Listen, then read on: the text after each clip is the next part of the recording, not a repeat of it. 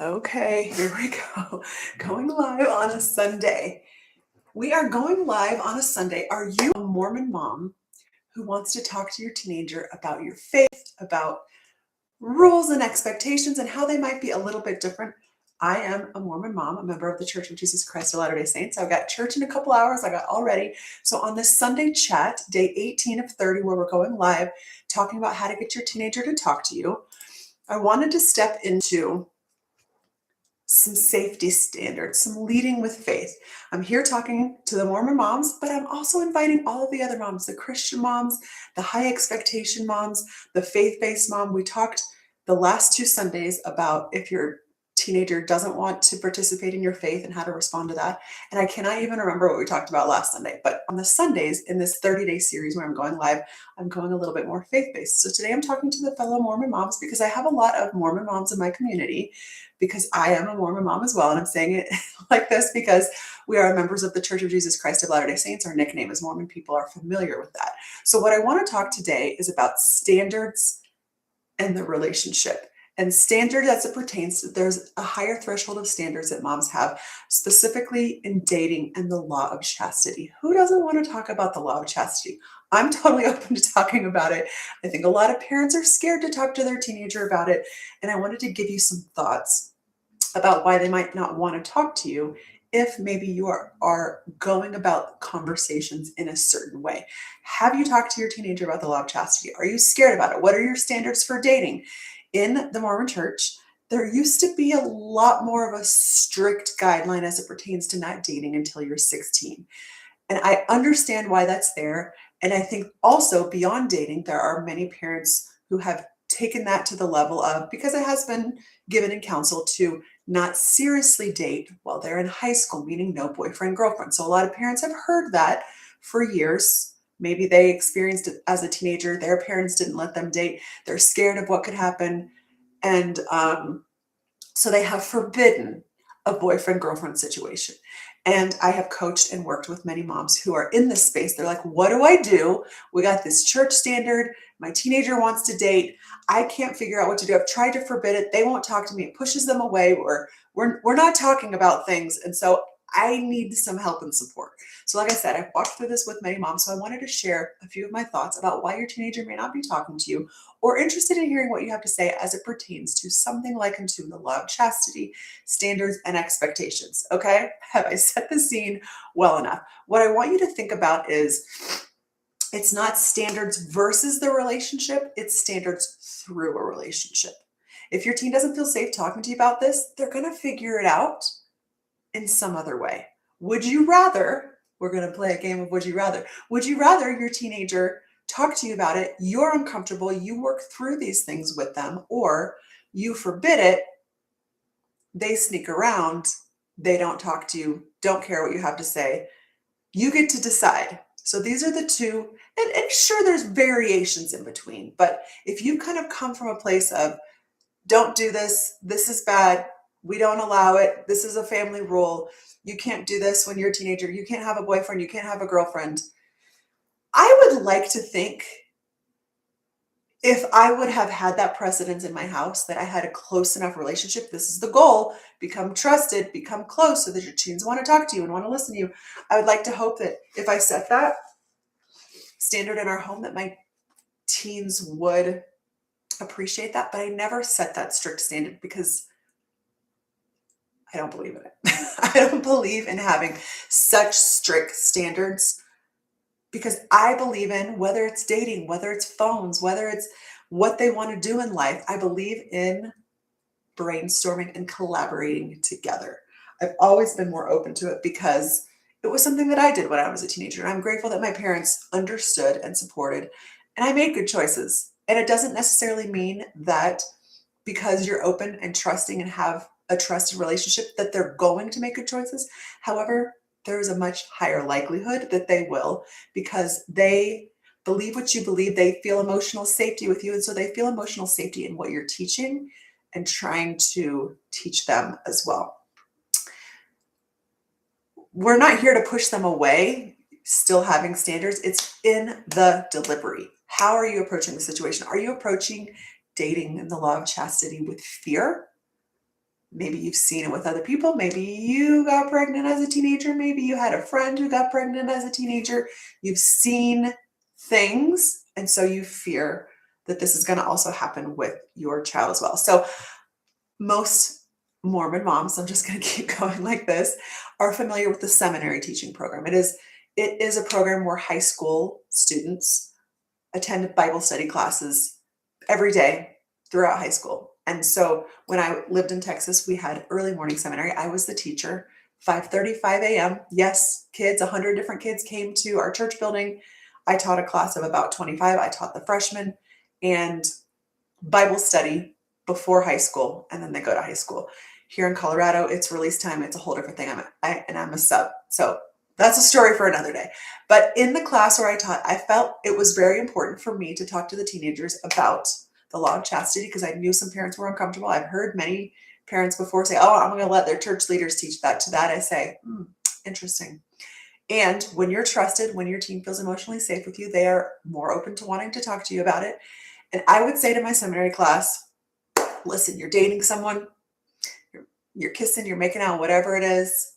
And these are the things that we talk about specifically in the Trusted Academy. I give very specific things about what I taught the teenagers, my own kids, the teenagers that I taught. And one of the things that I taught was stay vertical. You can get in a lot less trouble if you can stay vertical. So throughout the years, because I taught them as freshmen, mostly before most of them were even dating, they would see me in the hallway and be like, hey, Sister Duke, stay in vertical. I'm like, yes, love it.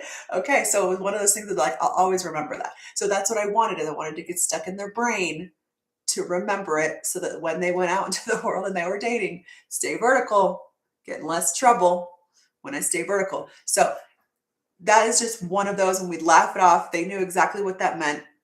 But what mattered was that they understood a little bit more of the standard in keeping the law of chastity. The goal, especially as a teenager, even more so, is to, I'm trying to think of how to say it, to not participate in sexual activities until marriage. And a lot of people think that that's crazy, and that's okay. You're allowed to think it's crazy. Like I said, I'm talking to the Mormon moms mostly here because that is something that is an expectation. So I see a lot of moms focus on, how do I prevent my teenager from messing up? A lot of parents say, I'm going to prevent them from messing up by saying, we don't date. We don't have boyfriend, girlfriends in our home. And I think a lot of people say the same thing about phones. You're not going to have a phone. You're not going to have social media until you graduate high school. And to that I say, wouldn't you rather walk side by side with them as they're learning relationships, as they're learning social media? We're not talking about social media. We're talking about dating right now. Wouldn't you rather walk side by side with them and guide them? When you have this emotionally safe, trusted relationship, they actually care what you have to say. They listen to what you have to say. Wouldn't you rather walk side by side with them than have them graduate, go out into the world, and just figure it out on your own? Just figure it out. You got this. All of a sudden, when they turn 18 and they're out on their own, it's easier? No, it's actually not easier. I would rather walk side by side with them. And what I see a lot of, like I said, what I see a lot of moms focus on is, how do I prevent my teen from messing up? Which makes sense. In an ideal world, we prevent them from all sorts of mistakes by just forbidding them, wrapping them in a bubble, saran wrap, whatever it is. But what I'm most concerned about with all of this is, if they do mess up, will they come to me or will they hide it? I want to have this emotionally safe relationship. I want to have a trusted relationship. And that's what I teach is in the Trusted Method. Here in this 30 Days of Live, I'm teaching you why your teen doesn't talk to you. In the Trusted Workshop Lab, I'm teaching you how, the first step of how, and inviting you into a whole nother world where we speak the trusted language. We are immersed in the trusted language, in the Trusted Method on a daily basis. What I want you to consider is, you cannot guide your teenager when your teenager hides from you. Strict rules don't create safety. Your response does. Shame doesn't protect your teen, it isolates them. So what has happened a lot is, I think, in high expectation, religious, faith-based parenting as it pertains to things like this, the law of chastity, there is a lot of shame associated with mess ups. And what I want to prevent is that. I actually have chatted with several friends over the years who have said, yeah, as a teenager, I I messed up. I chose this direction. Definitely didn't want to talk to my parents about it because I knew how they'd respond. And I carried shame with that for years. This is what I would hear friends say. I carried shame for years. Not feeling good about themselves, dinging their confidence, dinging their self-esteem. Because yes, on the one hand, we want to be able to teach them how to live a certain way. And we also want to teach what happens if we're imperfect, because we are all imperfect. And I remember, so Elizabeth Smart is a member of my church. And I remember hearing her say she was kidnapped. She had unspeakable things happen to her. And she had a lot of shame in her mind then and for years. Obviously, it wasn't a choice that she made. And some teenagers are stepping into the choice making this. But like I said, I've had friends who've said, I made this choice as a teenager. I knew I couldn't talk to my parents about it because I knew that they would be disappointed in me. And carrying that shame, that aloneness for years, and it affects how they feel about themselves. It affects their future life choices. It affects the relationships they enter into because they don't feel good enough already. And I don't want that for my kids. I don't think you want that for your kids either.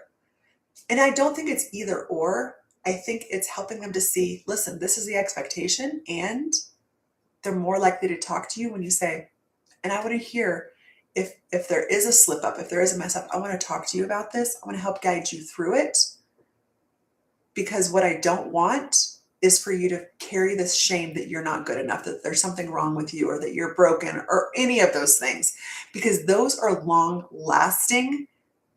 What's long lasting isn't the mess up or the mistake they made. What's long lasting is how they feel about it and how they feel about themselves because of it. I have seen teens, like I said, carry more long-term damage from shame than from the mistake itself. And that's the part most parents don't intend. They're trying to protect, but if protection comes through as fear, shame, it often backfires. If your teen thinks, if I tell my mom this, she'll freak out, she'll be disappointed, she'll see me differently, they're not going to come to you. And now you've lost the very influence you were trying to protect. So I want you to think about that. If your teen crossed a line, would they tell you? Ask that to yourself. If they crossed a line, would they tell you? Do you feel safe being honest? Do they feel safe being honest with you about dating? Are you leading with fear or with connection? Are you more focused on controlling behavior or guiding their heart? Think about that.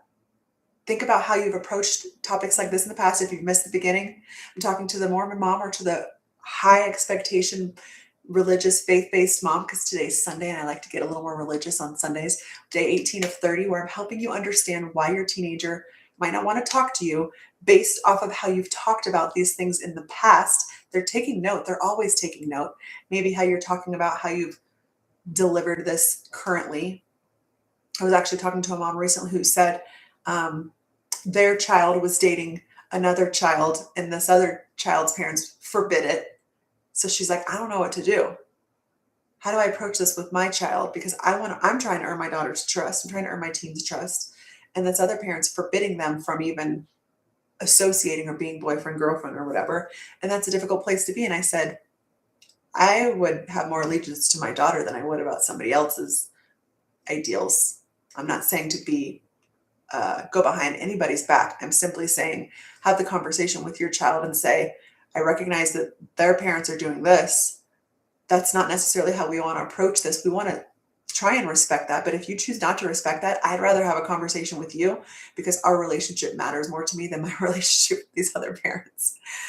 That's a whole other topic. But like, if you missed the beginning of this, go back, talking about shame and the law of chastity and being sexually active and teenagers going against expectations. But what you want is to earn their trust, to be this emotional leader so that they want to talk to you, listen to you, even when they mess up. Okay.